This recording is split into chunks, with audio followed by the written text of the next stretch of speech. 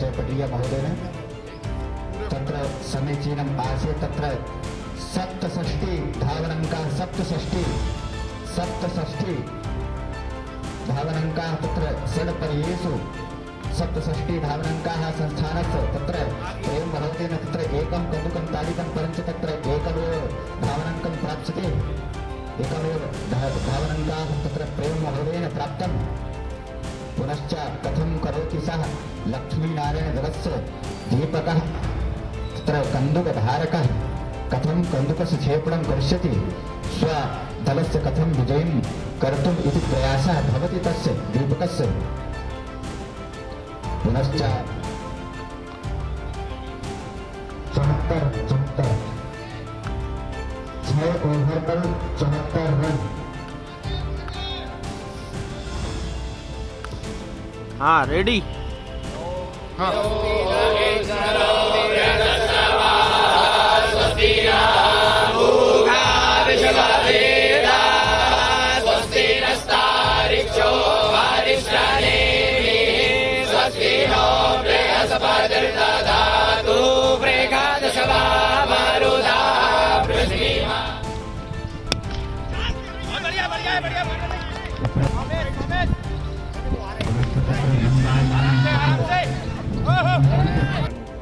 पहले तो आपको नमस्कार।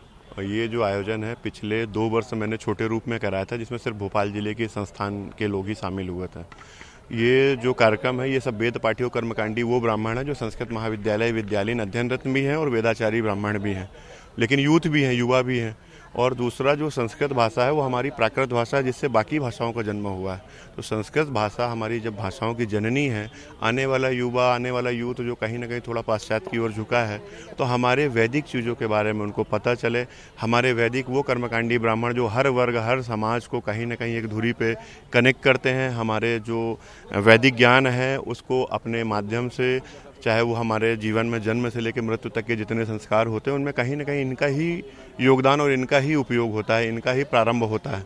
आपने देखा होगा कोई भी कार्यक्रम स्वस्ति वाचन से क्यों शुरू करते हैं, क्यों भगवान को आह्वान करते हैं कि हम जो भी कार्यक्रम करते हैं तो वो एक कार्यक्रम हमारी सफलता की ओर जाए।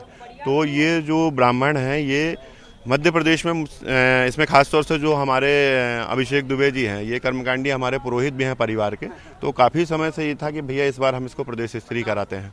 तो हमने संस्कृत महाविद्यालयों में बात की, वो लोग सहार से तैयार हो गए। तो आज उसका मूर्त रूप ये है कि मध्य प्रदेश की 14 टीमें यहाँ पर सम्मिलित हुई हैं और ये अलग अलग जगह के हैं। कोई उज्जैन से टीम आई है, चित्रकूट से आई है, दतिया की है, सीहोर की है, रायसेन की है, भोपाल की 2 टीमें हैं। तो अब हम अपनी परंपरागत चीज़ों को जो हम सनातन धर्म से करते चले आ रहे हैं, कहीं न कहीं वो थोड़ा कम हुआ था, तो उसको हम वापस समाज तक मीडिया बंधुओं के माध्यम से, पत्रकारिता के माध्यम से, इस कार्यक्रम के माध्यम से लोगों तक हमारी भाषा, हमारी जननी, हमारी प्राकृत चीज़ों का, हमारी वैदिक चीज़ों का ज्ञान और संपर्क बढ़े, इसलिए ये टूर्नामेंट का हमने आयोजन किया था। आने वाले समय में देश राष्ट्रीय स्तर पर भी करने का प्लान? जी हाँ, बिल्कुल। इसमें रिसेंटली ही हम लोगों ने 2-3 दिन के अंदर ही भी जो अन्य राज्यों में बात की है, तो आने वाले समय में जो इसकी प्रतियोगिता है उसका रूप बड़ा मिलेगा।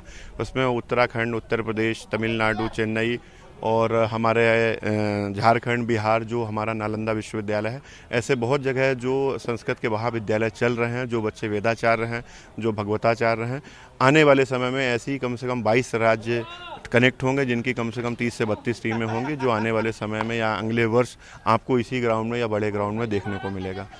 जी नहीं, हम तो बचपन से ही इस आश्रम में और इन इत्यादि में वेशभूषा में रहे हैं, तो हमें तो ये बहुत ही उचित लगता है और ये हमें सबसे ज़्यादा सुविधाजनक माना जाता है।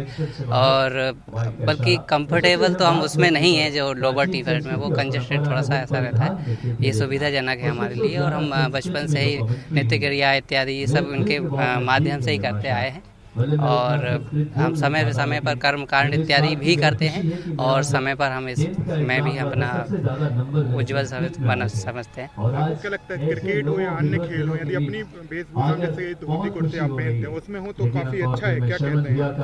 हाँ, धोती ही हमारी भारतीय संप्रदाय की, ये भारतीयता की सांस्कृतिक और वेशभूषा है। ये संस्कृति भी झलक इसमें मिलती है और इसके माध्यम से हम अपने भारतीयता के सभी नागरिकों और अंतर्राष्ट्रीय सभी देश इत्यादि विदेश में भी हम ये संदेश देते हैं कि हम ब्राह्मण होते हुए भी जब कर्मकांड पूजन इत्यादि कर सकते हैं तो इसके माध्यम से हम क्रिकेट भी खेल सकते हैं इन वेशभूषा में।